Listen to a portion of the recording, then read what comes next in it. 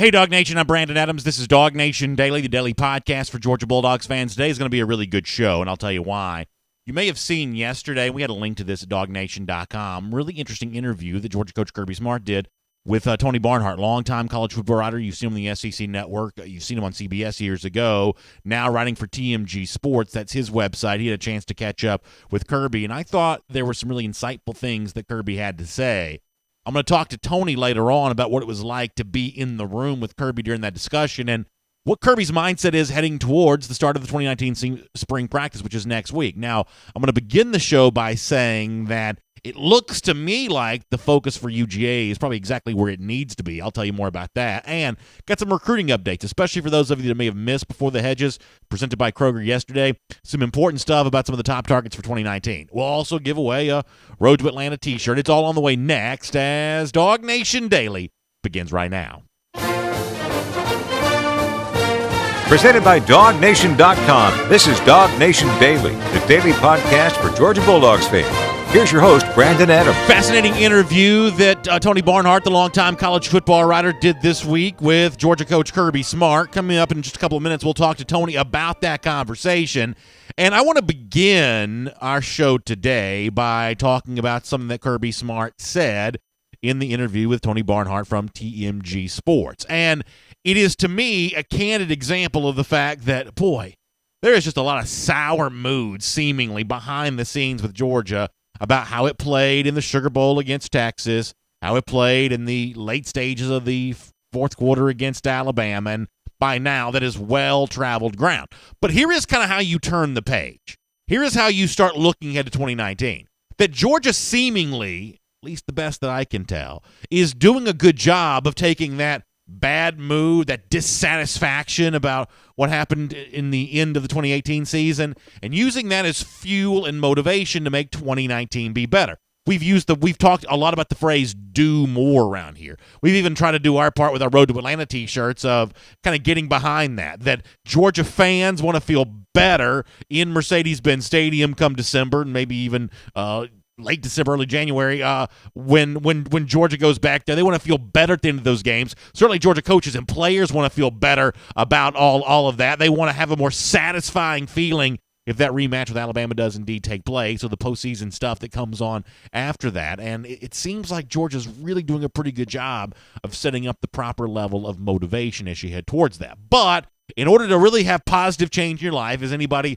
who's ever done anything great will know, positive change oftentimes begins with kind of a rock bottom moment. Positive change often begins with, I'm so sick and tired of being sick and tired that I'm now going to work to get better. And for Georgia, that rock bottom, sick and tired of being sick and tired moment would have seemed to have been in New Orleans in the Sugar Bowl, where some Georgia players weren't there, not playing. Some Georgia players were biding their time, waiting to be on to their next destination. And the whole thing, which is sort of a listless, lifeless affair, and apparently that is still on Kirby Smart's mind just a little bit.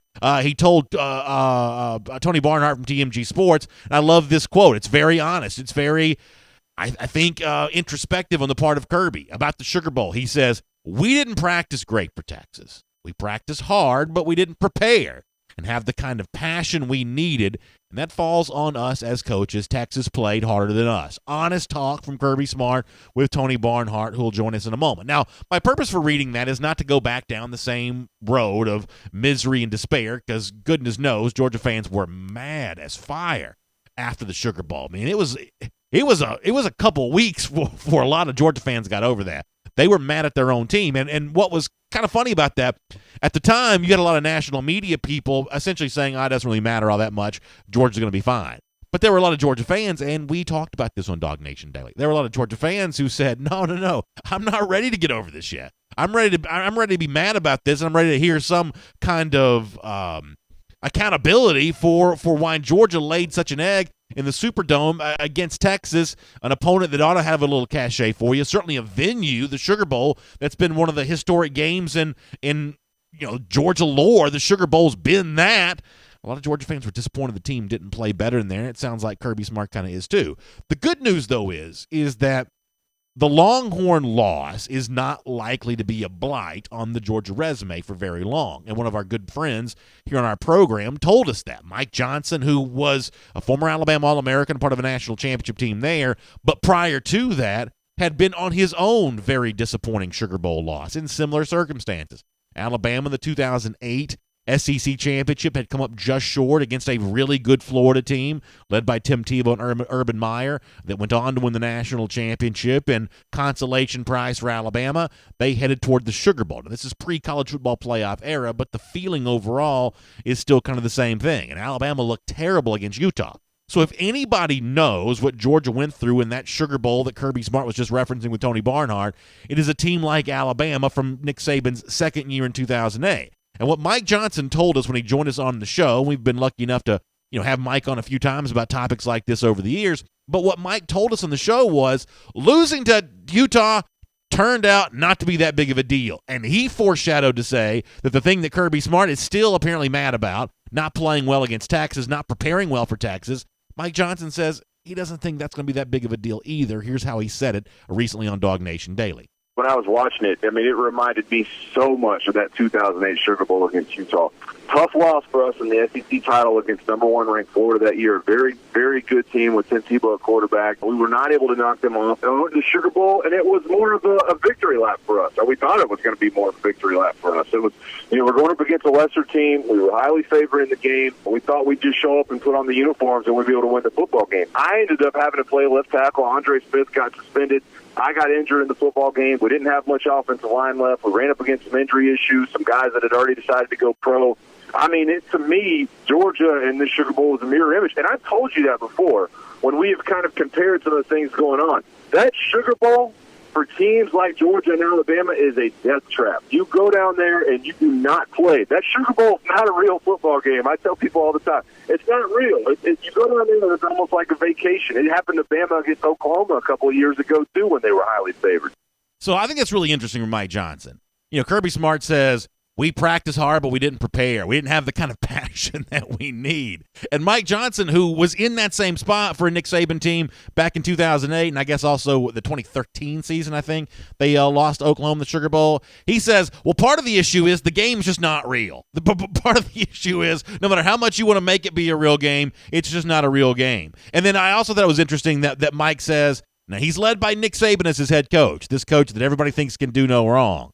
And in 2008, Saban was a lot more of a veteran coach then than Kirby Smart is in the end of the 2018 season. After all, Saban already won a national championship at LSU, had been at Michigan State for a long time, had coached for a couple of years the Miami Dolphins. This is a veteran coach, and yet he still wasn't able to properly instill that message to his team to get ready for Utah in the Sugar Bowl because Mike says, we went into the game thinking it was a victory lap for us after having won the SEC West in 2008. So Mike says, listen, a lot of this, for me, feels very similar to what Georgia went through and the stuff that Kirby Smart was just talking about with Tony Barnhart this week for TMG College Sports. But it all leads to an important point from Mike, that as bad as it was in the Sugar Bowl, we shook it off and got way better the following year. And that's what Georgia fans also hope happens right here. Here's a little bit more from Mike on that topic.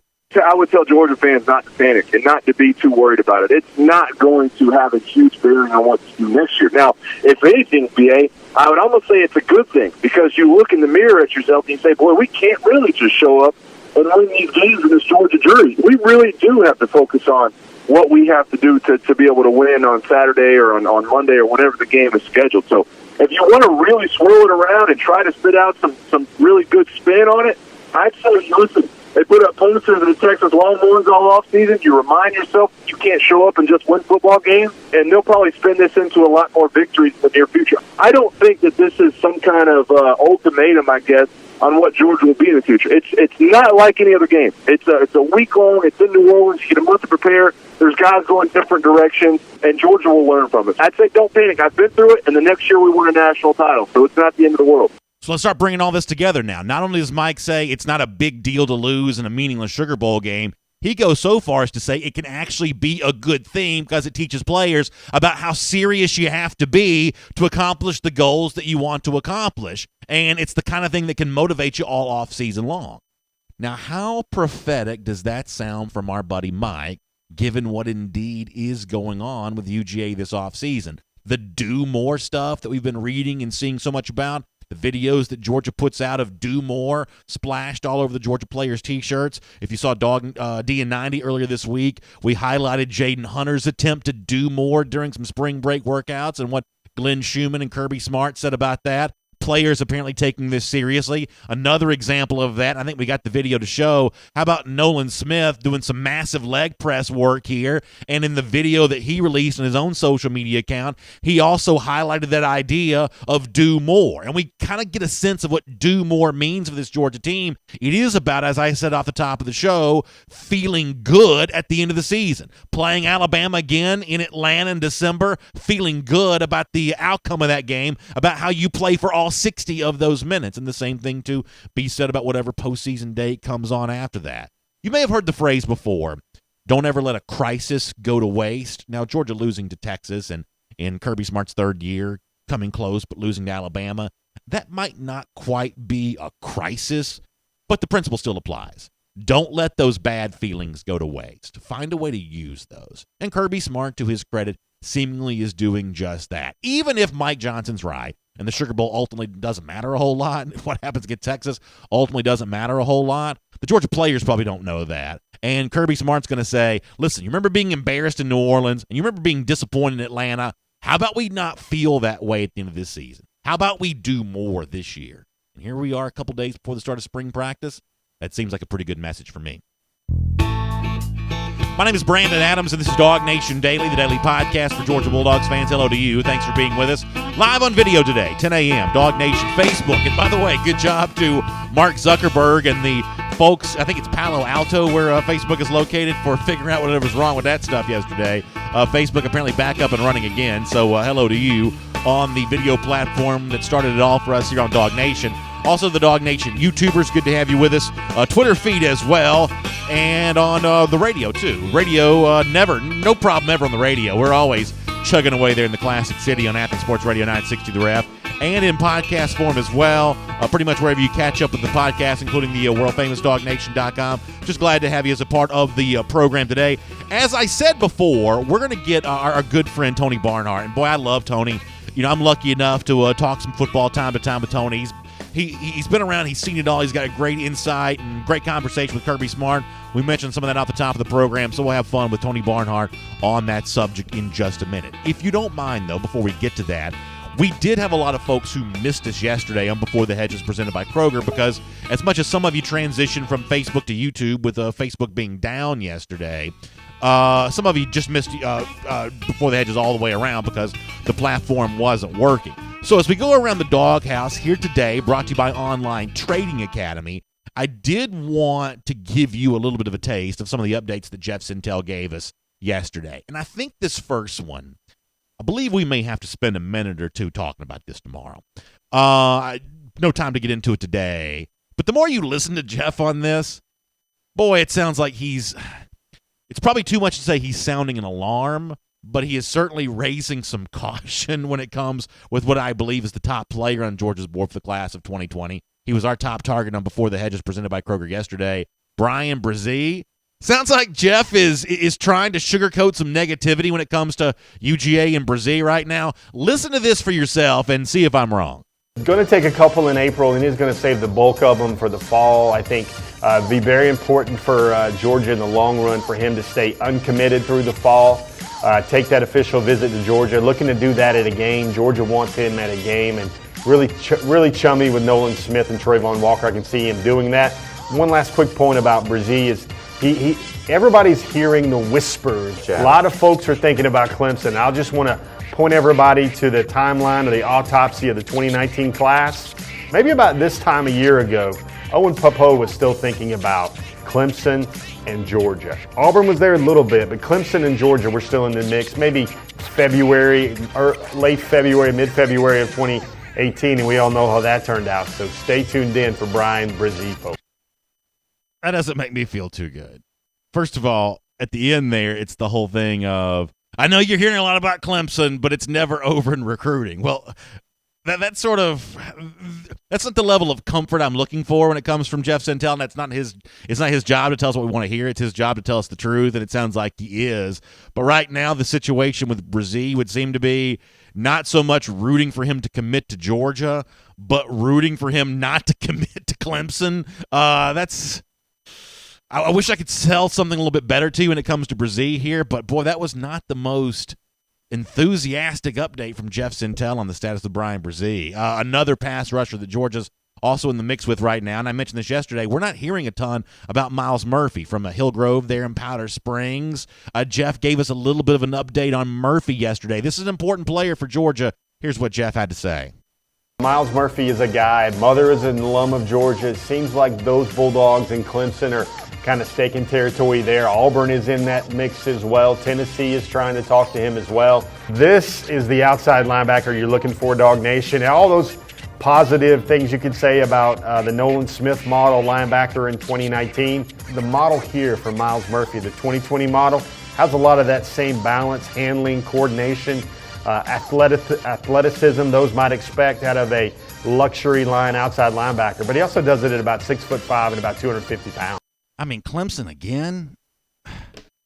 You know, this is getting a little tiresome to me to hear about Clemson prominently mentioned with two big-time targets for Georgia, both Bryan Brzee and Miles Murphy. Now, I'm not going to tell you that Clemson gets either one of them. I think it's probably way too early to tell, but important to note how much Jeff, over the course of about 60 seconds worth of talking about two top prospects, seemed to mention Clemson a lot. So do with that what you will. Jeff will be back on the program tomorrow. We may drill him a little bit more on some of the information when it comes to that. It's Around the Doghouse here on DawgNation Daily, brought today by Online Trading Academy. And I think the Online Trading Academy is really one of the most important decisions you can ever make, because when it comes to trading and investing, the best investment decision is the decision to invest in yourself. It's the whole thing about, teaching a man to fish, blah, blah, blah. So let Online Trading Academy teach you about investing across all kinds of trading styles and asset classes and everything else. And they got classes in the classroom and online. So when it comes to your future, investing in yourself, I think is the best decision you can make. So please go to tradingacademy.com. It's trading with a D, tradingacademy.com/Atlanta. For more information on that. I was going to talk some more recruiting. Let me do that later on in the show. Marshawn Lloyd, Kendall Milton, I'll give you updates on both those five-star running backs. For now, though, the man of the hour, the guy that talked to Kirby Smart this week, fascinating conversation. We're lucky enough to talk to him right now. Let's welcome in Tony Barnhart here to DawgNation Daily. And I will say hello to a guy that I love talking college football with. Run into him around the college football Saturdays from time to time. That's always fun. Also fun to have him here on DawgNation Daily as well. It is Tony Barnhart. You've seen him on TV of the SEC Network, now writing for TMG Sports, and he's back here on DawgNation Daily. Tony, thanks for your time. We really appreciate you being a part of our program. Sure, Brandon. Good. Always good to be with you. So it's fascinating to me to talk to you after having been in the room with Kirby Smart, because the quotes that we've all read now are really interesting. But watching the body language, I think, when Kirby's saying these things is probably an important part of the story. So one of the things that Kirby talked to you about was that feeling of not finishing off the fourth quarter against Alabama, and not closing that out. And you can say the same thing about the end of the 2017 season as well. When you watch him say these words, if you had to make a guess, how much do you think those close calls against this arch nemesis for Georgia, how much of that is still sticking with Kirby even all these months later in your mind? Well, I'm probably the last person to read body language because I was barely able to get through science at Georgia. But look, when I sat down with Kirby, he had a clear idea of kind of where they were. Listen, Georgia had a good season last year. They didn't finish well. Okay, they didn't finish well, and that sticks with any head coach. What you go back and the way the conversation started, I said, "Hey, you went back like all coaches do, and did your own evaluation. What did you see?" And that's how the conversation began. But based on what I saw, I think he understands, and you know him, Brandon. It's all about here's the issue. What can we do to fix it? What can we do to get better? And that's his mindset. Always has since I've known him since he was an 18-year-old player at Georgia. He's always been that way. Yeah, I think that's right. And apart from what he thinks about it, we do this show. We obviously talk to a lot of Georgia fans, but we hear from non-Georgia fans a lot too. And non-Georgia fans kind of like poking at me and other UGA fans about, you came up, short against Alabama. How are you going to get over the hump in the future? And my response to that is, and I know this sounds like toeing the company line, but I truly believe this, that being as close with Alabama as Georgia's been the last couple of years, to me, is proof that Kirby's on the right track, not so much the wrong track. If you want to get to not showing up for road games against LSU and Auburn, that may be a bigger problem. But when it comes to what's happened in Mercedes-Benz Stadium against Alabama, even though Georgia hasn't won those games yet, to me, it does point to an upward trajectory. And even though that's what a lot of Georgia fans hope is true, that doesn't mean that it isn't true.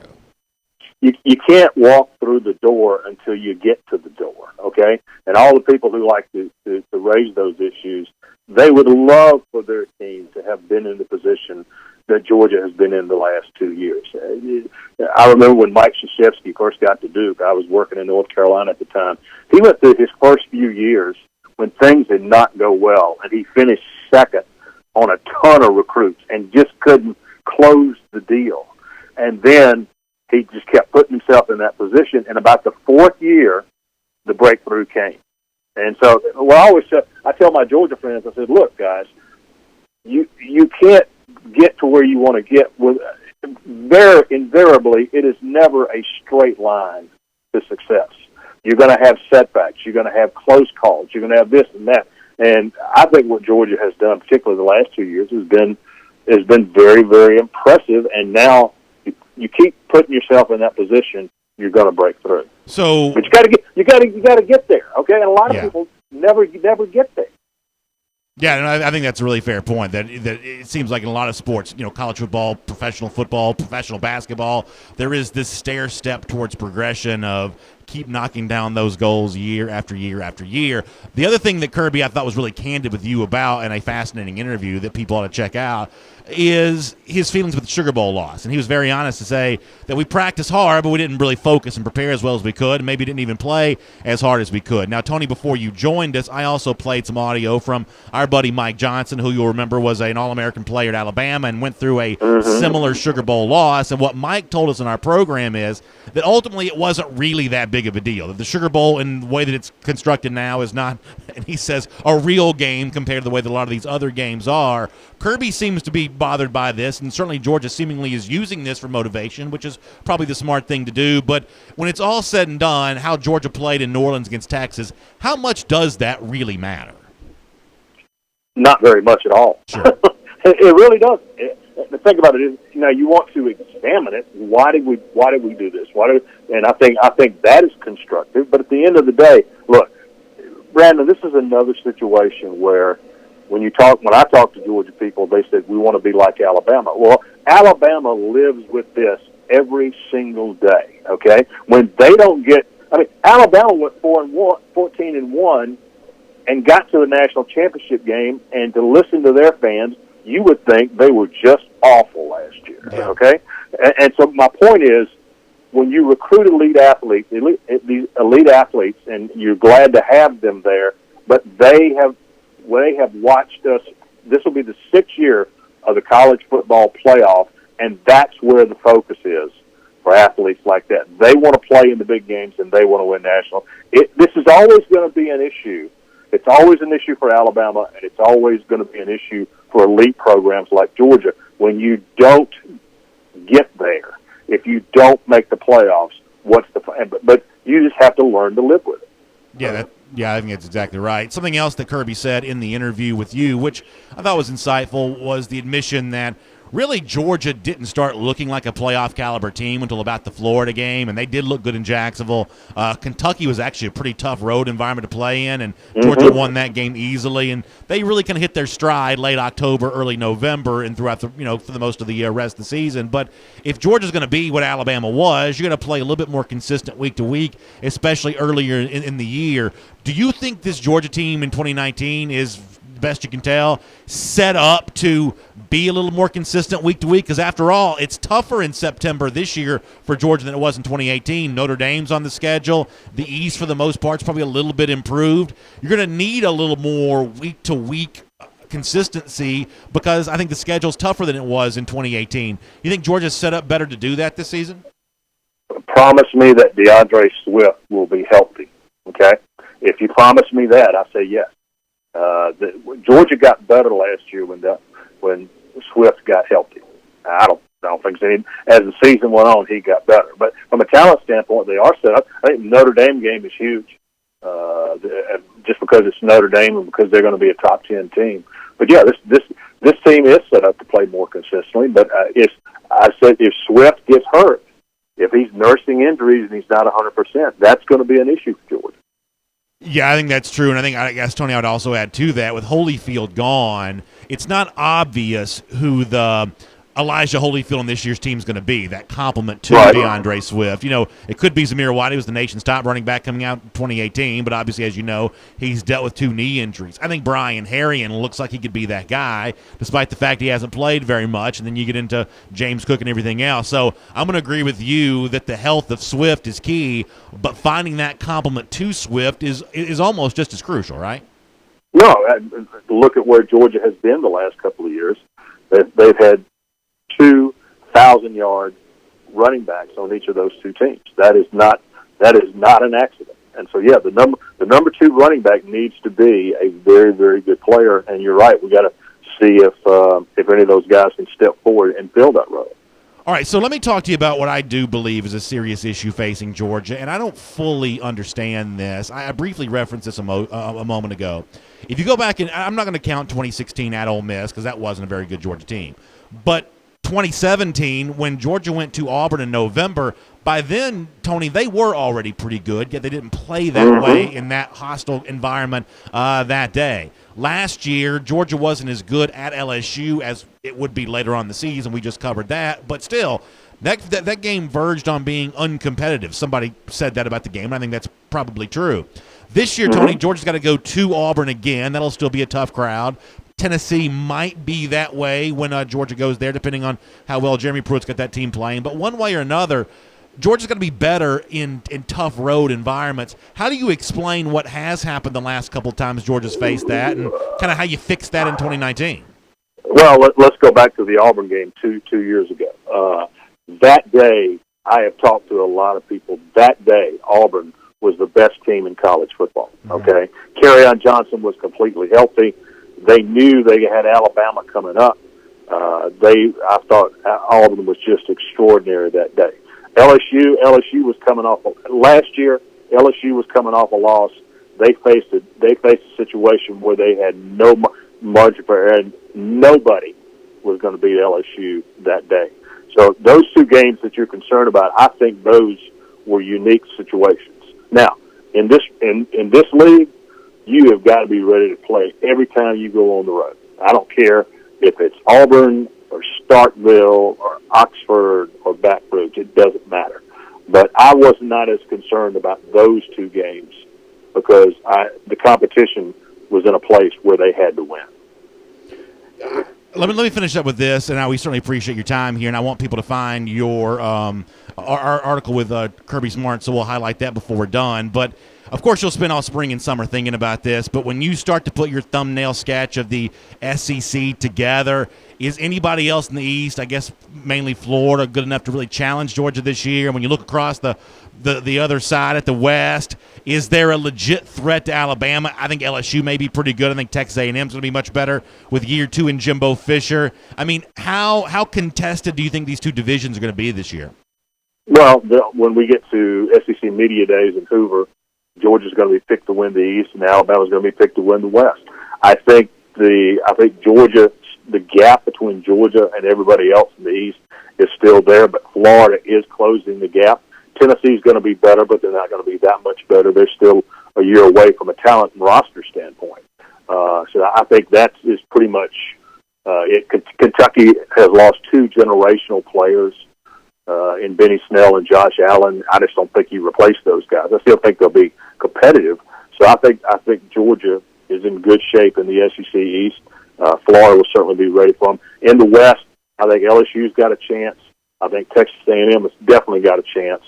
And I think Auburn, if they figure out the quarterback position, and that's a big if, but if they do, with Malzahn calling the place, I think they will be a tough nut to crack.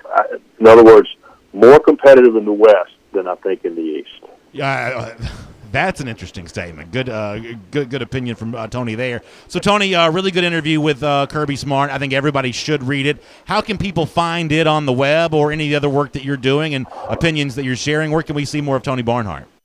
The website is TMG. It stands for the Media Guides, tmgcollegesports.com. I went into business with 3 of my old newspaper buddies. It's something that we had always wanted to do together.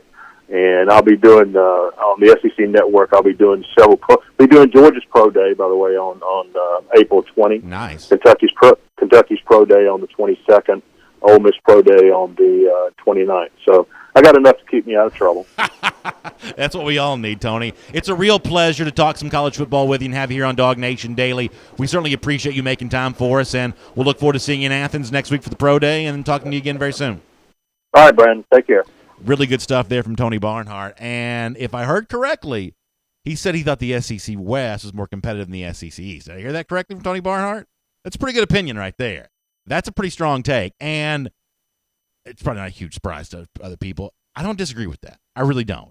I think you've got the potential of 3 non-Alabama top 10 teams from the SEC West. Now Auburn's not going to get there, but they got the potential to be there.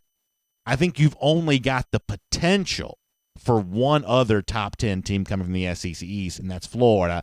And people can say, "Well, you're just a Gator hater. This is a biased opinion." I don't think Florida finishes the top. I don't think Florida finishes in the top 10 this season. I think that, and a guy like the Bear, Chris Felica from ESPN's done a good job of chronicling these numbers over the year. Every year from the preseason top 10. There is a team at the end of the year that finishes unranked from that group every single year. So one of the fun things that I like to do is look at the preseason top 10 and say, of this group, which is the most likely candidate to be not ranked in the top 25 at all at the end of the year? And for me, that feels like Florida. And if you are prone to think that I'm just a Gator hater spewing what other Gator haters want to hear on this, then by all means, tune out and check out. I don't care. I'll turn off the show, but just tune me out on this opinion if you want to. But when you look at the issues facing Felipe Franks and the fact that this is kind of an average quarterback, when you look at the other thin areas of the roster, I would suggest running back may still be that for Florida. I don't think Florida compares favorably with the other teams threatening Alabama. Now, ultimately I think Alabama's going to lose the SEC West? Probably not. But I think you can look at 3 examples. Auburn on the road, LSU, which is a home game for Alabama, and Texas A&M as well. Those are 3 games where Alabama can be tested. What other team besides Florida even has a chance to test Georgia in the SEC East? Based on the last couple of years, you would suggest nobody. Based on the last couple of years, you would laugh at the idea that Florida's going to do that, given the fact that it was 42-7 in 2017, and Georgia won by 19 a year ago. So do with that what you will. We got a long time to start formulating our full opinions on what the SEC is going to look like, but I don't think it's wrong in the early stages of the evaluation to say there's a level of depth at the kind of either low first tier or high second tier of the SEC West that does not exist in the SEC East. Let's roll on with DawgNation Daily. Let's take a look around the rest of the league. This is SEC Through. As we transition here to our SEC Through, the other thing that Tony says, and this is something we've talked about a good bit on our program, is the non-Georgia story, probably worth paying the most attention to this spring for Georgia fans, is what's going to happen with Auburn at quarterback. That, to me, it just tells a lot, because as a fan of UGA, I am a little nervous about some of these road games. Probably not Tennessee just because of the overall talent level, but being in Jordan-Hare Stadium in November, I do think that's a big test. I think it's a test for Kirby Smart, how he gets his team ready to play that game. As much as I love Jake Fromm, I think it's a test for him too. I mean, I think Fromm would be the first to admit that he didn't look good in Jordan-Hare 2 Novembers ago. Didn't look good in Baton Rouge last October. Fromm's a competitor. He'd admit that. He'd admit that wholeheartedly. So there is a little bit of pressure going into that game. How tough is the game against Auburn, and how much can Auburn threaten Georgia, Alabama, anybody else? I think it comes down to that 4-headed monster at quarterback. Bo Nix, the incoming freshman, maybe he's the point spread favorite. Malik Willis, Joey Gatewood have been on the roster. Court Sandberg's old enough to be all of their daddies. I don't know how that ultimately all plays out, but watching how that one unfolds, it could be really interesting. Let me transition to our SEC through. Before I do that, let me remind you about my friends at Engineered Solutions of Georgia. If you've got a damp crawl space or a wet basement or a cracked foundation, when that little crack, little spiderweb-looking crack shows up in your house somewhere, especially down there in the low level of the house, indoors or outdoors, there's that pit in your stomach, that nervous thing of, oh my gosh, what is this? And it can be really scary to think, how are we going to get this thing fixed? Well, Engineered Solutions of Georgia is going to take good care of it, and it's going to all be much, much easier than you think because they are experts. They got a full-time engineer on staff. That is what you want when you're doing something like this. It's going to be simpler work, less cost prohibitive than you probably think, and all exactly what you need to get your house back up in working order. So give them a call. 678-ES-OG now. That's 678-ES-OG now. My friends from Engineered Solutions of Georgia will take care of your damp basement, cracked foundation, wet crawl space, any of that kind of stuff. Engineered Solutions of Georgia will get your house back up into working order. All right, couple of SEC through stories I want to get to. Then I'll give away a Road to Atlanta t-shirt, and then we'll talk about some recruiting. And I'm going to try to squeeze in a Georgia Notre Dame thing if I can before the end of the show, but we may end up having to do that tomorrow.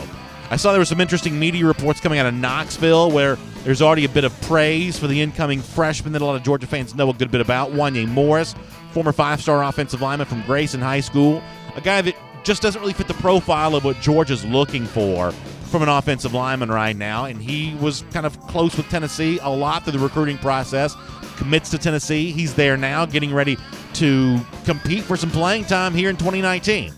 I think the Wanye Morris story, and there's a lot of Tennessee players saying some nice things about him right now. I think the Wanye Morris story is interesting for a couple of reasons. I think that Georgia has clearly said, here are the offensive linemen we're going after. And in some cases for the 2019 recruiting cycle, that meant lower-rated players who just happen to be bigger than Morris. But Sam Pittman's take, and presumably Kirby Smart's take too, is that we evaluate a little bit differently.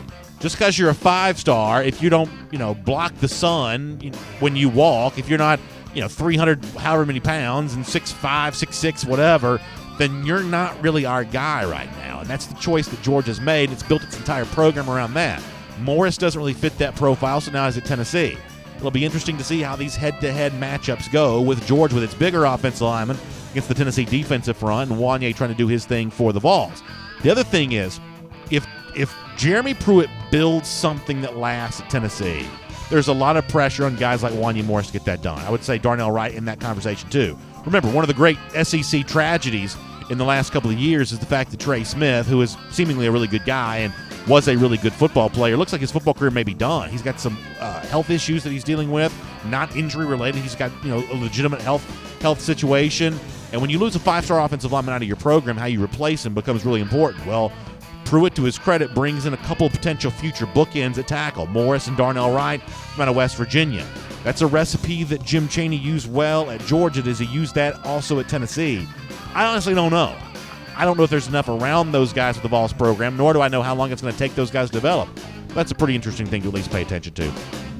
A couple other quick stories to get to here real quick. Thought USA Today, George Schroeder, the writer, had an interesting look at the Alabama situation, kind of downplaying what is another year of coaching turnover for the Crimson Tide, essentially saying it's no big deal. For the most part, I kind of agree with this.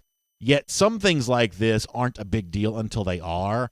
For years and years and years, LSU was losing not coaches but players. Multiple huge string of juniors leaving early to go to the NFL. And 1 year wasn't that big of a deal. 2 years of it weren't that big of a deal. When you have the same thing happen 3 years in a row, all of a sudden it catches up with you. I think this is the same thing. I think that a lot of this compound interest comes due at once, and trying to find guys who can fit in from a personality standpoint and work with Nick Saban, not always the easiest thing to do. There's a really good chance that Alabama probably will be fine this year, transitioning from a crop of assistants a year ago that were brand new to a brand new crop this year. But it's going to be really hard to keep doing this for a long period of time, and that would probably be the situation with Alabama. I saw where CBS had an interesting take on Kelly Bryant, the Clemson transfer at Missouri. Seems to be settling in there. Really never showed any signs of wavering from his situation at Missouri, even after the NCAA allegations and infractions came down against the Tigers. I don't think that Missouri is going to be as good this year as some people do, and I certainly don't think they're a threat to Georgia to win the SEC East. But on a game-to-game basis with Bryant, who's played some big-time football, working with Derek Dooley, who's actually turned out to be a better offensive coordinator than I would have thought, on a game-to-game basis, Missouri can be a dangerous opponent, and that's something worth paying attention to. I mentioned before that the top tier of the SEC West probably better than the top tier of the SEC East below Georgia, but the bottom of the SEC East actually may be better than the bottom of the SEC West, and Missouri may be an example of that. We'll make that your SEC through.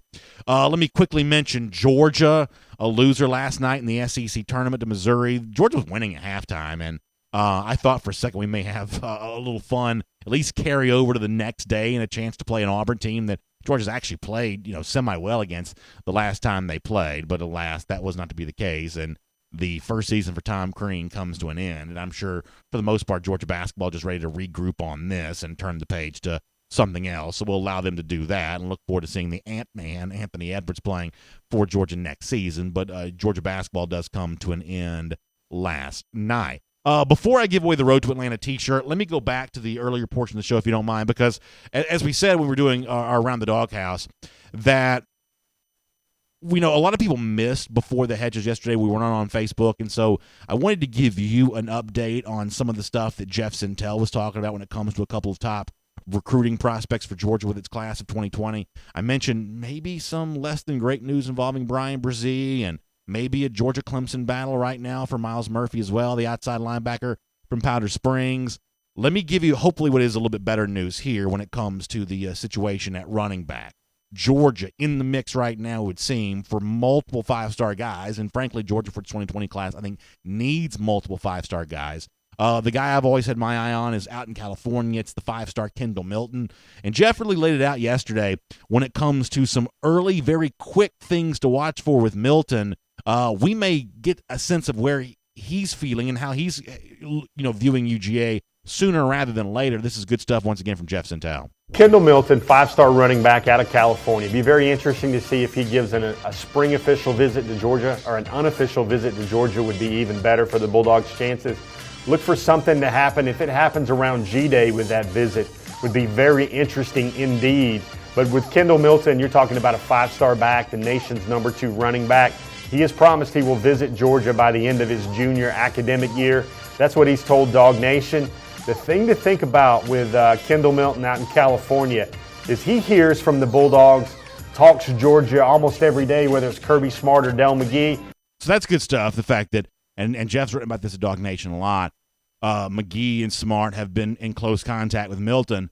But as Jeff said, watching for that upcoming visit, hopefully it's an unofficial visit so that you can have a chance to impress him in an official visit later on. I think Jeff's doing a pretty good job, and I tell you, I'd love it for it to be G-Day. If he were on his own dime to come here to Athens for that, I think that'd be a big, big thing for Georgia. But it's not the only five-star Georgia's chasing right now. You've also got the D.C. area with Marshawn Lloyd. Jeff on Before the Hedges, presented by Kroger yesterday, also offered a bit of an update on that too.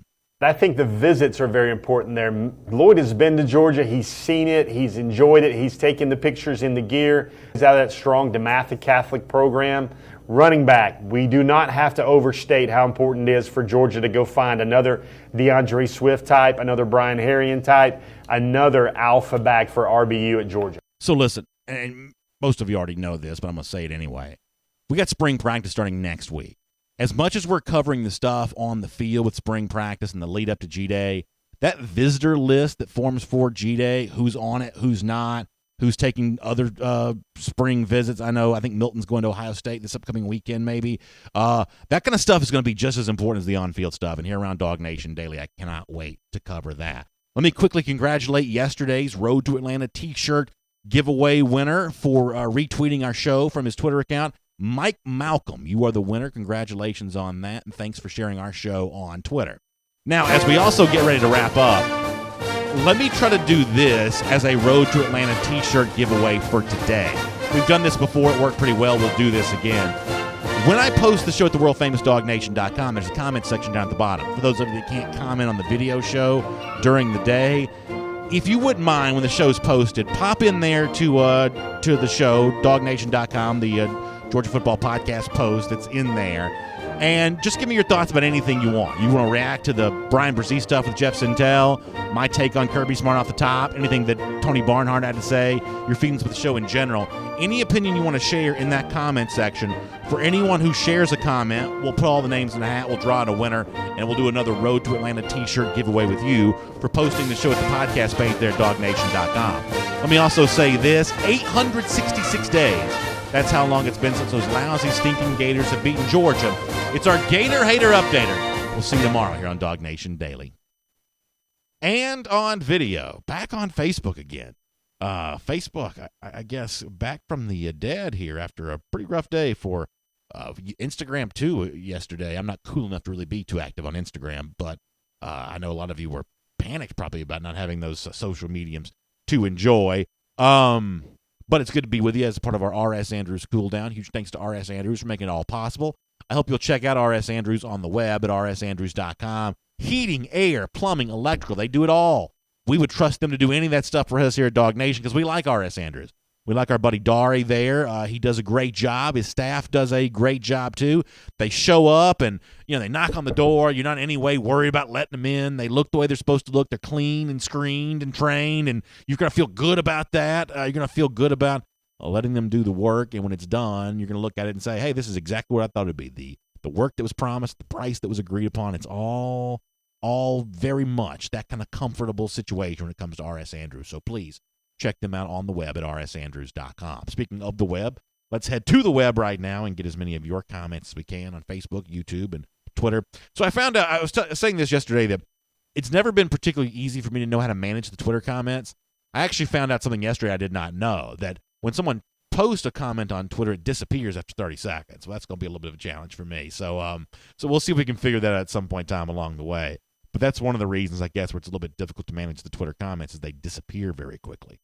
But nonetheless, we'll get your thoughts on any platform you want to reach out to here for right now. Somebody has a pretty good take here. Somebody says, Willie Gray says, bring back the Gator Hater shirts. At some point in time, I hope we're able to do that for sure. Would love to be able to do that. Somebody says the FBI is investigating the top fans. Yeah, listen, the FBI is pretty busy right now. Whether it be investigating college basketball coaches or former TV drama stars, there's a lot going on with the FBI these days. They may have to get into the top fan thing too. Graham Nicholson says, I'm out of the country for 2 weeks. It's great to be back here to listen up. Good to have you back here, Graham. He says, I wore my UG hat proudly. Saw too many OSU, Badgers, and Nebraska fans. A lot of Big Ten fans where he was. It's kind of interesting. Jay Wise is back in the program today. Jay, good to have you back here. Appreciate that.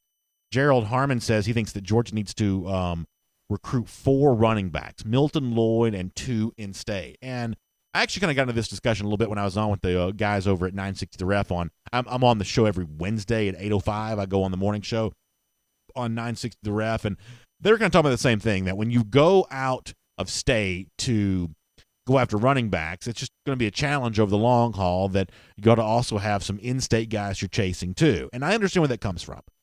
Here's what I do believe, though, that it's a lot. I think going after John Emery Jr. in Louisiana last year was always going to be really hard. And as close as Emery and Georgia seemed to be, ultimately when LSU wanted to flex itself in-state, it was able to do that. It's hard to get guys to leave the state of Louisiana.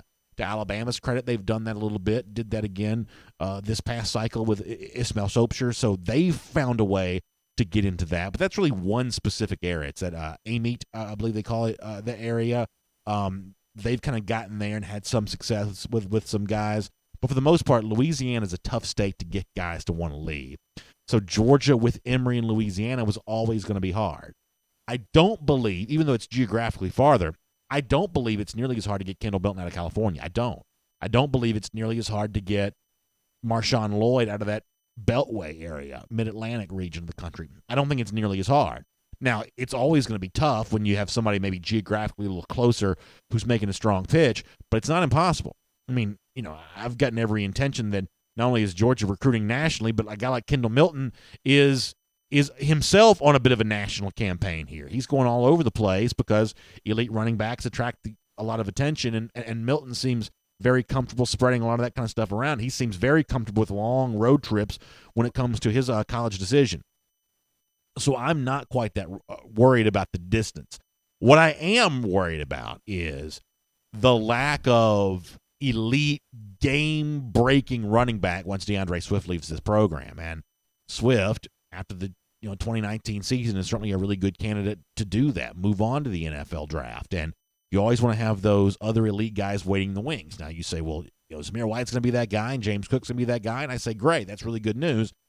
And who's next after that? Because what we sat here and talked about a lot last year was that Georgia had 5 running backs on scholarship, and the thing that people were concerned about was, well, one of these guys is obviously going to transfer.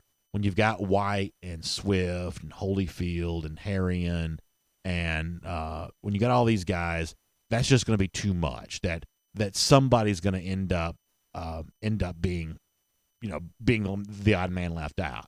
And what I said a lot was, this stuff has a way of working itself out. That over the course of time, you end up sort of figuring all this out. And guess what? 5 running backs at the start of the season ended up being just enough over the course of the season because Zamir White was hurt and didn't play. You had situations where DeAndre Swift was not always fully healthy, and Georgia had kind of just enough running backs to get by. The same thing is true in the future, that you've got to restock with those elite 5-star guys. That means that as much as I'd love to see Georgia work on the in-state guys, and I'm always going to have a soft spot in my heart for guys who play their high school football in the state of Georgia, all things being equal, I like when Georgia recruits guys from Georgia. If Georgia's going to keep this train rolling beyond 2019, it's got to have the best of the best at running back, and right now that seems to be kind of a national conversation. So I think that's a crucial issue for Georgia. Crucial issue for Georgia. Let me get a few more comments here.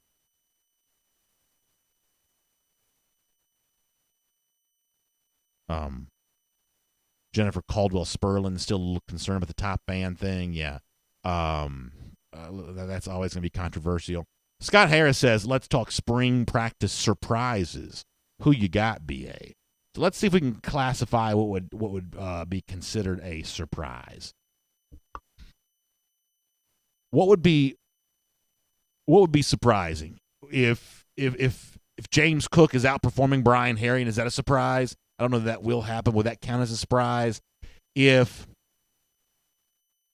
someone other than Jamari Salyer or Trey Hill looks like the next center for Georgia, would that be a surprise? Well, that's probably a fair question to ask. What constitutes a surprise right now? What would kind of feel that way? Maybe a newcomer in one of those cornerback spots. Right now, we feel like we know who the starting cornerback is going to be. Tyson Campbell on one side, Eric Stokes on another. Your third cornerback when it's a defensive back you're using at star, probably being Devod Wilson. Someone other than those 3 in that spot, is that a surprise? One of the safeties like Richard LeCount being pushed, would that be a surprise? I think it's a really fun thing to ask, and I think it's probably fair to also debate a little bit about what constitutes a surprise there in that. Jay Wise says he'd give $6.5 million for a top fan tag. Well, based on some of the junk that I see on Facebook from time to time, if you're willing to pay that price, Facebook would indeed do it for you, because there's some sketchy stuff that goes on this website from some other places from time to time. Bobby Melnick says we're loaded at receiver. What do you see developing the tight end spot? Right now, I see a classic example of, I think you've got your playmaking tight end in Charlie Warner, and I do think that Warner can have a really good season for Georgia. And I think the issue is, who is your second tight end on the field? Who is that blocking tight end? Because as much as Georgia may be out there telling Darnell Washington and Reed Gilbert when they come in, they're going to be used as 2 tight ends, both of them kind of quasi-athletic, almost like wide receiver type tight ends. The honest truth is when teams play 2 tight ends, that's not really the formation that they're in. One of those tight ends ends up functioning as an extra offensive lineman more often than not, and that's what Georgia's looking for. Is John Fitzpatrick that guy because of his size? I'd love to see him get that chance. Rylan Godey, when healthy, does he get that opportunity? Eli Wolf, the transfer coming in from Tennessee, I don't quite yet know what to make, what I think his contribution is going to be. I guess I'm probably a bit higher on Lawrence Cager than I am on Wolf in terms of the transfers that Georgia's bringing into the program. But finding that second what I think of as more of a blocking tight end. I think it's an important issue for Georgia. Graham Nicholson says we ran out of scholarships for John Emery Jr. too. If only that were the case. If only that were the case. James Bryant says, why is the FBI involved in the college admittance scandal? It's literally a federal crime. Doesn't FBI have bigger fish to fry? So I think in the case of the story that's been in the news this week, because all this stuff crosses state lines, it does become a federal crime. And as far as bigger fish to fry goes, I mean, listen, there's always going to be an attraction towards high-profile crimes. The thing that I think is just nefarious is why the FBI is involved in this college basketball thing. I don't know why that rises to the level of being something the FBI ought to care about, because it's sort of hard to tell who's victimized from this. In the case of the college thing, it's a little bit easier to tell who is victimized by that. You've got flat out straight fraud going on, and people are very emotional when it comes to college admittance. College basketball seems to me a little bit of a different thing. It seems to be. It's harder for me to understand why the FBI is involved in that. Scott Harris says running backs have no place in the Pac-12. Yeah, when it comes to Kendall Milton, even though he lives in Pac-12 territory, I'd be very surprised if he signs with the Pac-12 school, even if it's not Georgia. Let me go over to YouTube for a minute. Let me also say, are y'all like me, kind of a little, I don't know, going back and listening again to what Jeff said about Brazil yesterday? I didn't like that too. I didn't like that too much. That made me a little nervous. We'll let Connor Riley, I heard his microphone fumbling around there. Sounds like he's getting ready to join us. We'll let Connor weigh in on that. Connor, before you say what you wanted to say, do you mind weighing in on the topic of Brian Brzee? I felt like Jeff was greasing the wheels. Well, and listen, I said this before. It's his job to tell the truth. It's not his job to tell me what I want to hear. I got a wife for that. He's supposed to tell the truth when it comes to stuff like that. But it was not the most hopeful diagnosis of the Brzee situation yesterday when Jeff joined us before the Hedges presented by Kroger. Can I ease your concerns a little bit? Yeah, sure. There's a long, long way to go in his recruitment. Yeah, but that's a little bit like that's the ultimate consolation. You're not wrong. I mean, and Jeff's not wrong either. But we all know what code language for there's a long way to go in his recruitment means, and I would prefer that not to be a necessary phrase right now. I mean, there was a time we didn't think Nakobe Dean was coming to Georgia in November last year. We all thought the thought at the time was he was going to Alabama. I mean, this stuff changes all the time. So if Brian Brzee is at Georgia's spring game on April 20th, which reports unsure of whether or not he will be, but if he is there, that should be taken as a good sign for Georgia. So if you want, this is as much raw honesty as I've ever given. This is a very special episode of DawgNation Daily. I'm about to be very raw and very honest and very real. Kirby was kind of real with Tony Barnhart, so I'm going to be kind of real with y'all. I'm more worried about head-to-head battles with Clemson than I am about Alabama. Georgia can take out players from Alabama all the time. They've done that with semi-regularity. Those head-to-head deals with Clemson, that's a tough bunch to beat in a head-to-head situation. So Nakobe Dean leaning towards Alabama, and Memphis, has been a place where Alabama over the years has had success. That may seem like a tough putt when it comes to recruiting. The honest truth is Kirby versus Saban head-to-head, Kirby's assistants head-to-head versus Saban's assistants. I don't mind Georgia in that battle. Clemson, because of the way they go about their pitch, I do have pretty good respect for them on the trail right now. They are tough to deal with. And came into Georgia, landed Andrew Booth last year. Booth, I wanted bad, and I thought a guy like Nolan Smith could have been influential with Booth, and it just wasn't. That's not criticism of Nolan. Andrew was just targeted by Clemson, and they made him a priority, and Andrew felt the love there. But yeah, the Booth example is a really good one of when Clemson really sets its sight on a guy because they're not setting their sights on a lot of different guys. I mean, remember, you got Georgia telling like 10 different running backs are the best running back in the country. It's just a little bit different kind of recruiting philosophy, and I do have some respect for the way that Clemson goes about its business right now. To quote Rambo, nothing is over. Nothing is over. There you go. And my original point, I forget who made the comment about Pac-12 running backs. Yeah. It was only a year ago Bryce Love was a Heisman finalist and arguably should have won the Heisman Trophy. So, say what you will. Yeah, so my Pac-12 theory is, if you really want to know, Stanford, to me, is the one team that kind of stands out from the rest of the Pac-12. USC can stand out from a talent standpoint. Sometimes, though, there's a lot of shenanigans and sideshow stuff that happens out there in LA. But consistently, Stanford, the way that it plays, Stanford's a very physical football team. I think there's a lot of Pac-12 stuff that I don't have a ton of respect for. But for me, David Shaw, the way that he runs that program, Jim Harbaugh, the way he ran it before that, I think that Stanford is the kind of program that actually, from a coaching standpoint, certainly would fit in pretty well against a lot of SEC teams because they do have big offensive linemen every year. Gosh knows it would have been awesome to have Walker Little in Athens. I mean, that's an example of a player that Georgia did go after and just, a recruiting battle. You can't win them all. Georgia didn't win that one. But, I mean, that's an example of the fact that Stanford's got some guys that would have fit in well at a place like Georgia. So, when it comes to ripping on the Pac-12, I'm going to rip on some of the programs there. I think hiring Herm Edwards at Arizona State, for instance, is a total joke. But Herm Edwards won more games last year than Jeremy Pruitt did. Well, that's certainly fair. But Stanford's not a program I rip on all that much. Let me get a few more comments. Cliff Payne on the subject of Eric Stokes is on YouTube says he's extremely athletic, but was just raw coming out of high school. Someone will have to prove it and beat him out.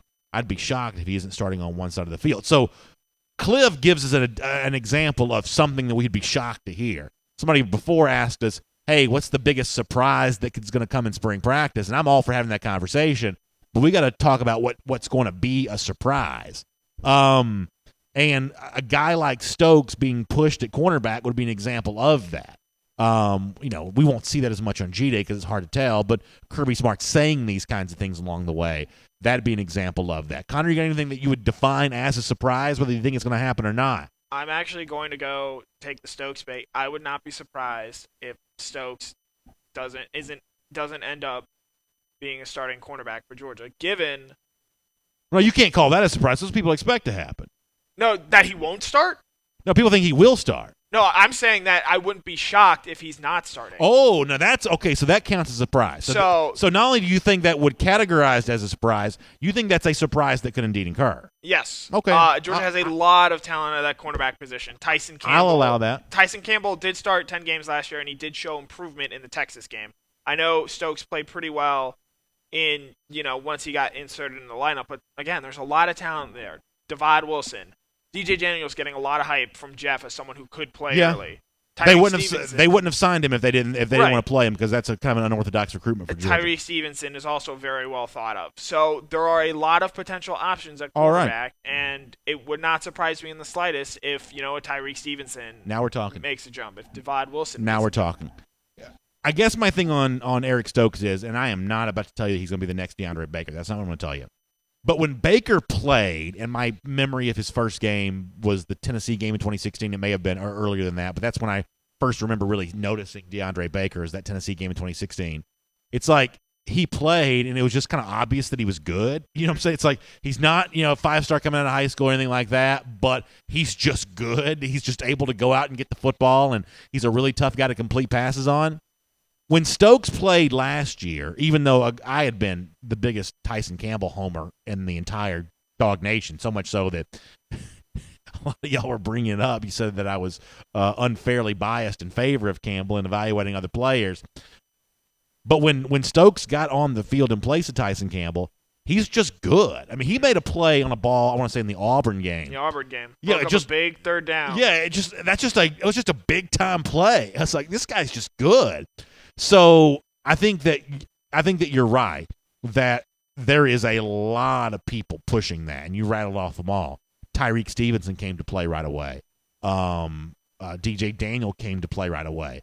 Devad Wilson, I think in the Sugar Bowl showed you that he's going to be on the field somewhere, one way or another. So that could be a fun one to watch, and we're probably going to have to go by what Kirby says more than anything else, and some of that kind of stuff can sometimes be false positives of just trying to push guys to do more, keep guys feeling encouraged. But what Kirby says when he talks defensive backs could end up being very interesting. And we haven't even gotten to Richard LeCounte, which was a hot topic last summer, both in terms of what Kirby said publicly and what LeCounte said publicly as well in terms of being pushed back then. We're talking a lot about defensive back competition, and we haven't even gotten to LeCounte yet, where I think people do expect him to have to be in a not Yeah, knock down, drag out to hold off, potentially a whole host of guys. Otis Reese may be the top name there. How many names on defense do you feel comfortable? Offense, it seems a little more fleshed out. You could probably name, I would say, at least 9 starters on that side of the ball. How many on defense do you feel comfortable right now writing their name down in Sharpie for the Vanderbilt opener? So the problem is I'm going to name like 13 guys, depending on how, comfortable starting that you feel going to start. So I'll take 2 interior linebackers. I'll take Monty Reese and Channing Tindall there. No Tay Crowder. I'm gonna say Monty Rice and I feel like you can't write Tindall in Sharpie yet. Well, then you can call it a bold prediction if you want. Okay. You can call it a bold prediction. Obviously, Crowder may be the point spread favorite to earn that spot. I'll take Tindall and Rice there. Outside linebackers, is it just too simple to say Anderson and Brenton Cox? You're gonna pencil them in as starters. I'm asking, is it too simple to say that? Yes, I think it is. I think you could put it. You'd see Azeez Ojulari out there. I think you could see Nolan Smith, That's Jermaine fair. Johnson. That's fair. Now, I think that Johnson and Smith are going to play, but they're going to play more than Anderson and by the way, we haven't mentioned Walter Grant at all. Exactly. I think that Grant is and listen, I think Walter's an interesting athletic specimen, and I would invite anybody to go back and watch the way that he played at Notre Dame in 2017 as an example of what he can be. But if we're talking about veteran players going to have to really fight to hold on to a spot, I think that he's one that's going to have to really fight to hold on to that spot. Now, one of the good things about Grant is he can also do a few different things for you. He can play in pass coverage the way that Lorenzo Carter used to. I think they've even used Grant at the star position from time to time. So he can do a couple different things for you. But he's one of those veteran players going to have to fight to hold on to a spot because we just mentioned outside linebackers. I think we named 5 before we even got to him. So I think it's probably fair to say outside linebacker is a spot you cannot say who's that going to be. I don't have any idea who's starting in Jonathan Ledbetter's old spot at defensive end. I don't think I know that. Maybe Tyler Clark, but yeah, I don't think you can pencil that one in. Yeah, is because when Ledbetter played there, he pretty much only played that spot, right? I mean, occasionally. And so I'm assuming that Tyler Clark's still going to play a little bit more inside than that. He's the guy you want coming up the middle pass rush like he showed against Oklahoma, right? Essentially. You got Julian Rochester there as well. David Marshall, assuming he can get back healthy. Yeah. You got Julian Rochester and Jordan Davis on the field very much at the same time together, I guess. I feel like I don't think they'd play a whole lot together.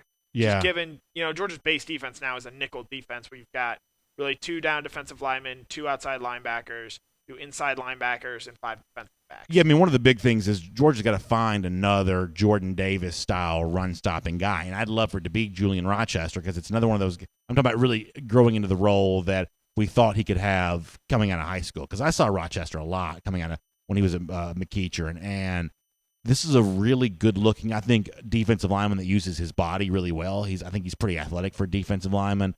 I'd love for him to see it really come together, and I guess you could say the same thing about Tyler Clark too, just given the fact that we probably didn't see a lot of 2018 examples of what he showed in the Rose Bowl against Oklahoma because, the Oklahoma media in Pasadena that day, they were talking about Tyler Clark and Roquan Smith in the same sentence. This is one of those things when they were saying who's really hurting the Sooners right now, they were mentioning Clark as frequently as they were mentioning Roquan Smith. That was the kind of praise that Clark was getting coming off that game. We probably didn't see as many examples of that last year on the field. It's our R.S. Andrews cool down here on DawgNation Daily. Thanks for being a part of it. Ninja the Noob checking in. Appreciate that. Memphis Dog says Ninja just appeared out of nowhere. That's indeed what ninjas are supposed to do. Yeah, that's their job.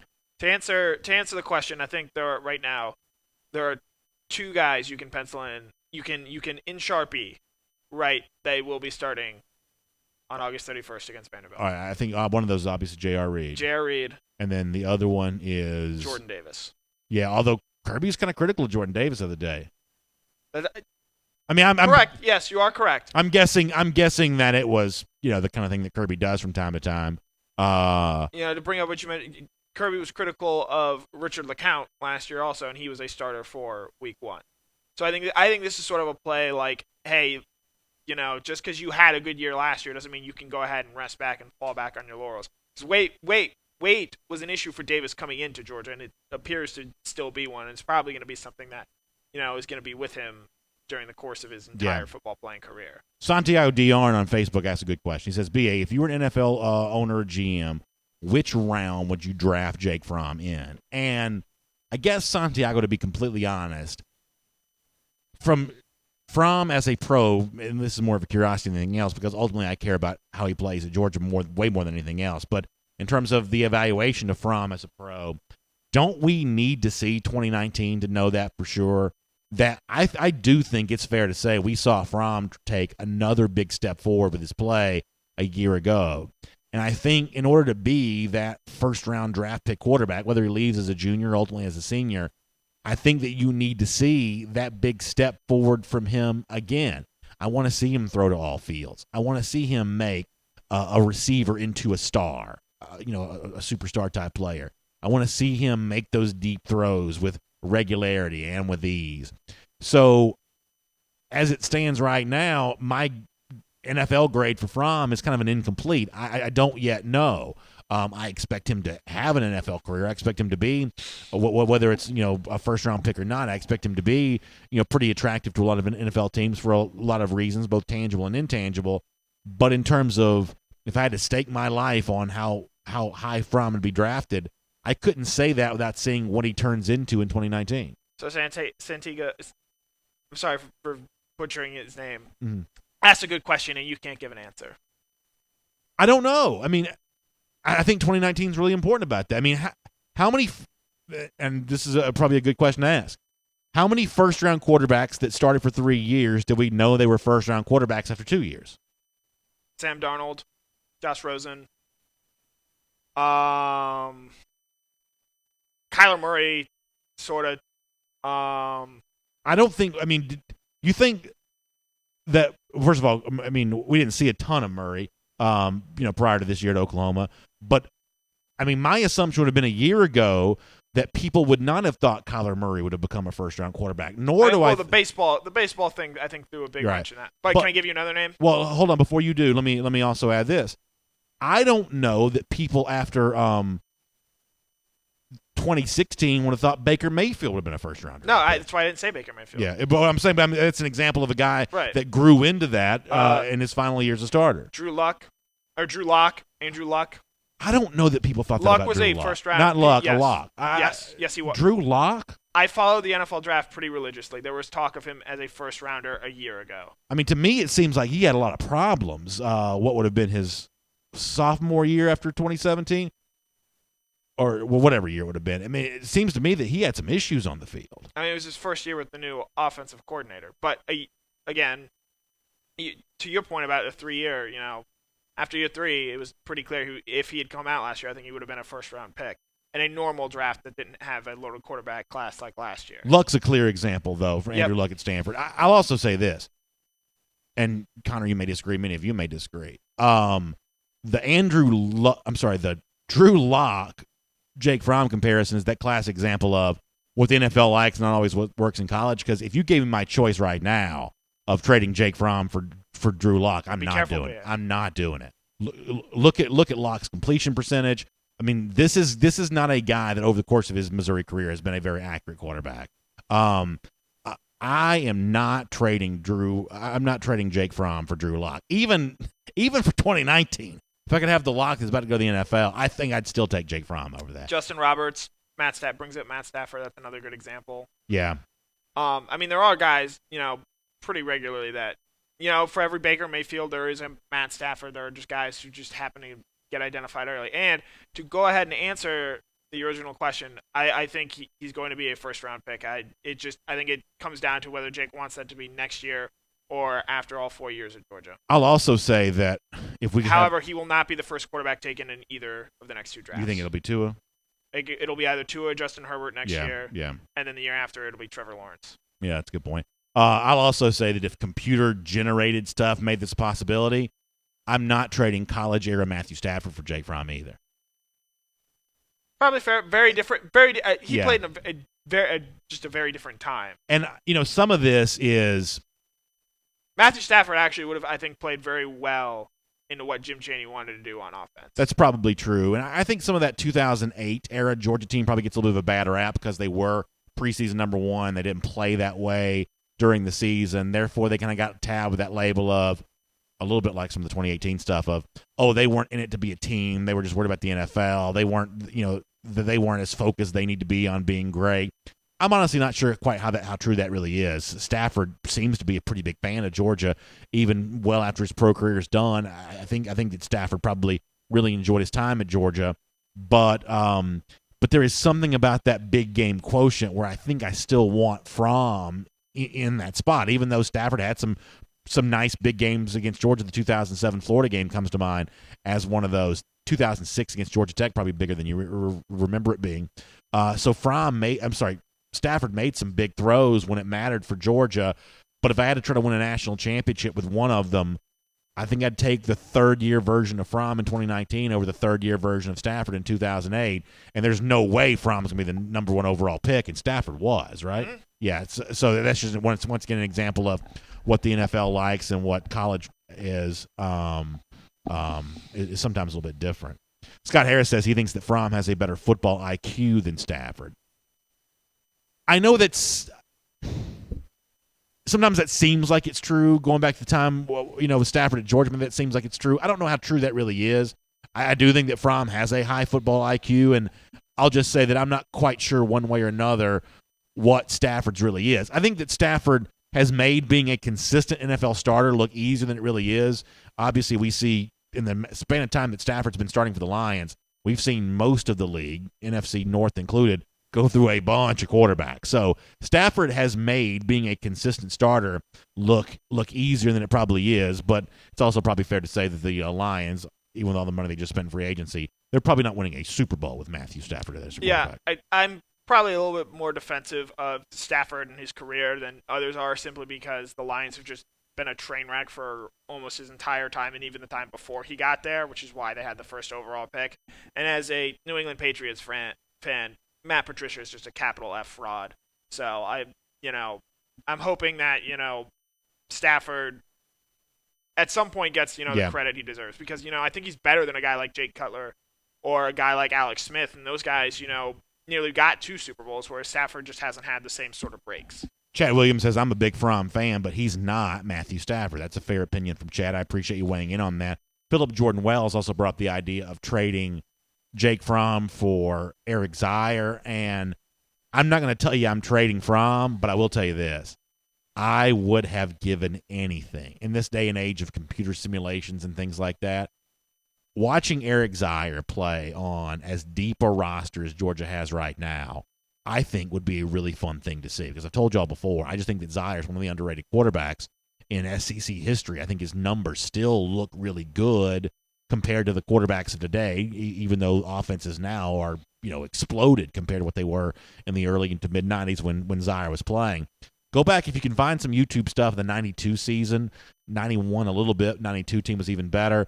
When Garrison Hurst was at running back, Andre Hastings, which was a huge recruiting win for Georgia out of Morrow, the receiver when he chose Georgia. That group, Hastings at receiver, Hurst at running back, Zier at quarterback, that was a really good offensive trio. The Georgia roster overall was just not talented enough to get over, early Philip Fulmer at Tennessee and Spurrier when he was getting things rolling at Florida. They were close, just couldn't get over the hump. But you got no problem with those 3 skill position guys, Hurst and Hastings and Zier.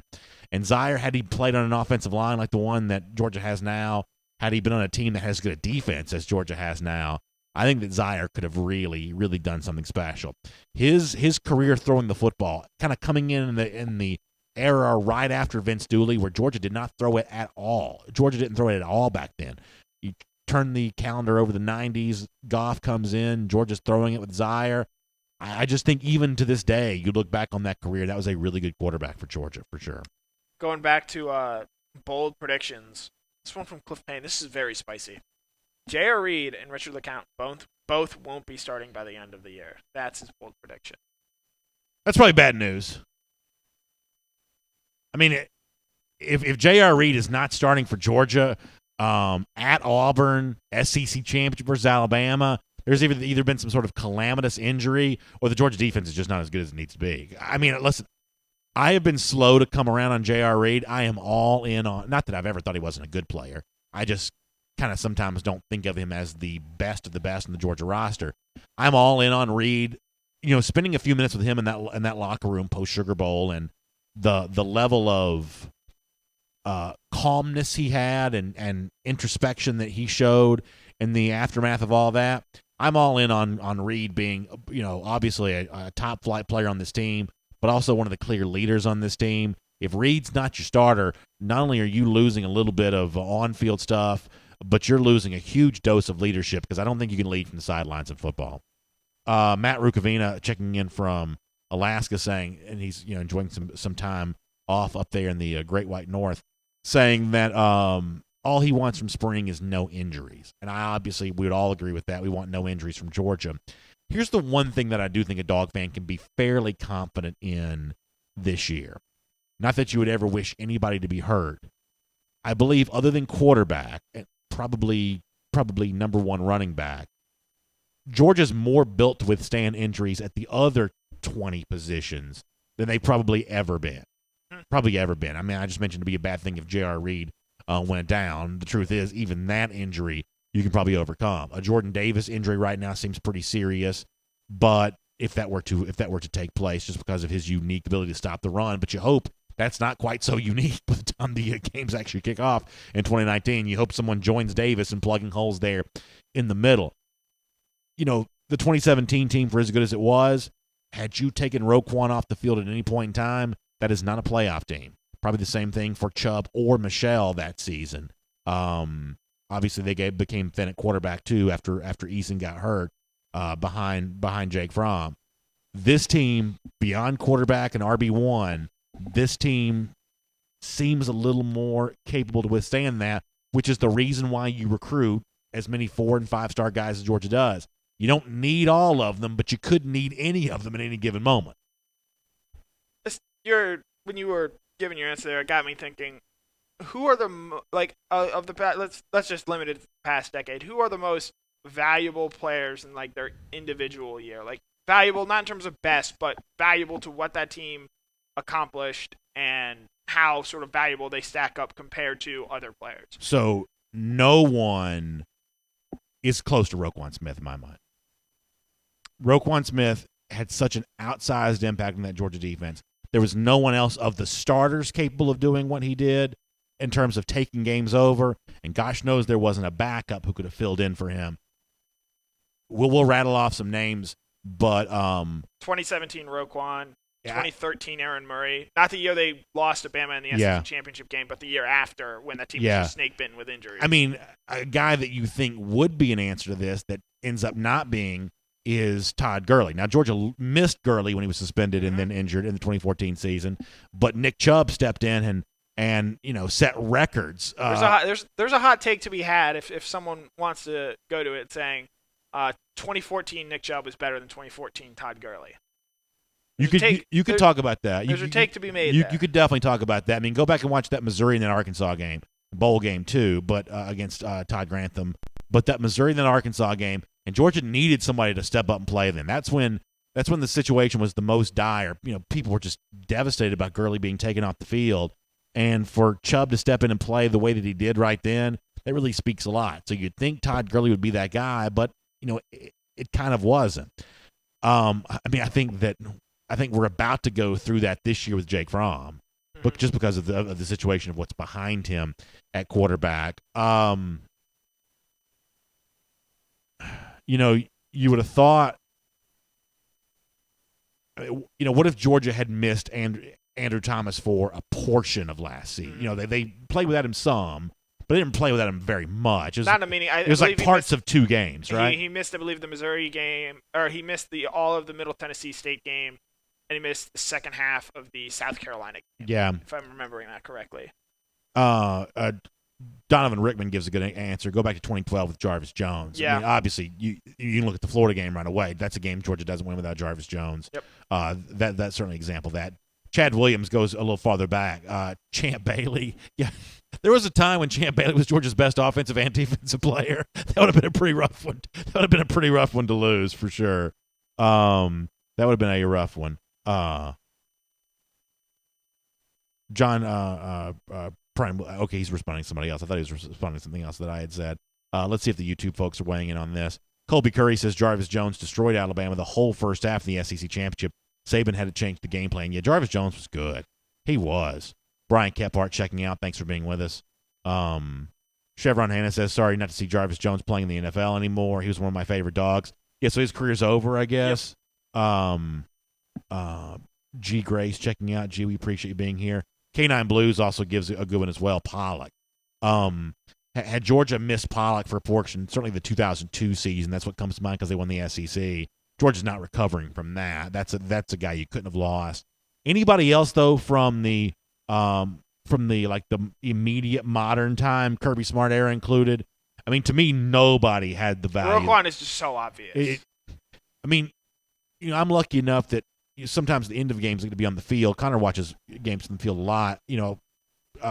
I come on the field kind of late before the game's over with, but I was on the field for the entirety of the overtime against Oklahoma in the Rose Bowl. And on a short field, Georgia's defense in 2017 was a lot better on short fields than it was on long fields. It's one of the reasons why after Georgia got the sack on first down, setting up second 26, Alabama actually had more field to work with, which made it a little bit easier to attack Georgia defensively. But on that short field, 25 yards and in, and the Rose Bowl against Oklahoma, where Georgia had some issues in the secondary that were just minimized because of the short field, you just saw the way that Roquan flew around that, standing there field level and watching it happen. It almost seems magical how he levitates from one spot to the other. He was so quick and such a nose for the football. And, in a spot like that with a national championship game berth on the line, inches matter. And Roquan's ability to keep Oklahoma from getting that extra inch just goes a long way towards that championship. Chevron Hannah also mentioning Alec Ogletree as being a real stud player, and he really was. That was a deep defense, but Ogletree was pretty special himself for sure. Jay Parker also mentioning DeAndre Baker. That's a guy from the modern era that would have been very, very difficult to replace. I think he made Georgia's defense better than we'll realize because of how quiet his side of the field became. I would actually go with a different DeAndre for the 2018 most valuable player. Okay. I'm actually going to go DeAndre Swift. That's interesting. When he was healthy, he pretty clearly took Georgia to another level just in terms of what their overall ceiling was. That's interesting. And it's one of the untold stories of 2018, the fact that he doesn't get to finish that SEC championship, and it could have been different had he did, for sure. We're late here. It's a good conversation. By the way, Sylvester Quarterman says he thinks that Otis Reese is kind of cut from the same cloth as Alec Ogletree. Boy, if that's true, that'll be a fun thing to see. We also have some folks obviously reminding us that when it comes to irreplaceable Georgia players, there's obviously no one more irreplaceable than the great Herschel Walker, and that is indeed true. Nonetheless, really fun conversation, and boy, it'll be interesting to see how Otis Reese and some of these others really do get a chance to pop and shine when spring practice begins, and it begins next week. I could not be more excited about that. Huge thanks to all of you for being a part of our R.S. Andrews Cool Down. Big thanks to R.S. Andrews for making it all possible. We get to hang out here and just kind of casually react and talk and chat about Georgia football, and that's a cool thing to do, and R.S. Andrews makes it all happen. So please check them out on the web. Heating and cooling, plumbing, electrical, your support of them allows them to support us, and that's a fun thing as well. So rsandrews.com on the web. We're back here tomorrow morning at 10 a.m. for DawgNation Daily Live once again. Hope you all have a great day. We will look forward to seeing you then.